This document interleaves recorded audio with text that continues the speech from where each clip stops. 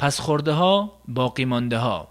آنچه پس از نوشیدنش در ظرف باقی میماند علما پس خورده مینامند.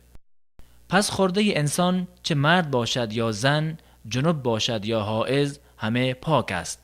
به دلیل آنچه که ثابت شده نبی اکرم صلی الله علیه و سلم باقی مانده آب ام المؤمنین عایشه رضی الله عنها را در حالت قاعدگیش می نوشید و دهانشان را به موضع دهان او می گذاشتند. همچنین پس خورده گربه نیز پاک است، به دلیل فرموده آن حضرت صلی الله علیه و سلم در مورد گربه‌ای که از ظرفی نوشیده بود: پلید نیست بلکه از آنهایی است که بر شما وارد می شوند.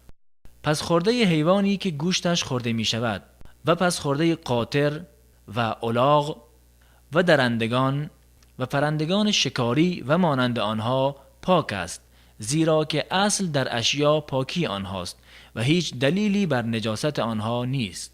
ولی پس خورده سگ نجس است، به دلیل فرموده آن حضرت صلی الله علیه و سلم که فرمودند: پاکی ظرف شما اگر سگی آن را بلیسد این است که 7 بار و نخستش با خاک شسته شود. و همین طور است پس خورده خوک، به دلیل فرموده الله متعال: و یا گوشت خوک که پلید می باشد، یعنی نجس است. سوره انعام 145. برای استفاده بیشتر این هم برخی از فواید: اصل در اشیا پاکی است مگر اینکه دلیلی بر نجاست چیزی وارد شود.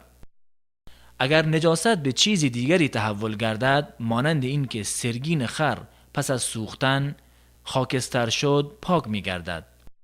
هرگاه نجاستی بر چیزی افتاد و موضع آن شناسایی نشد، در این حالت همه آن چیز شسته می شود.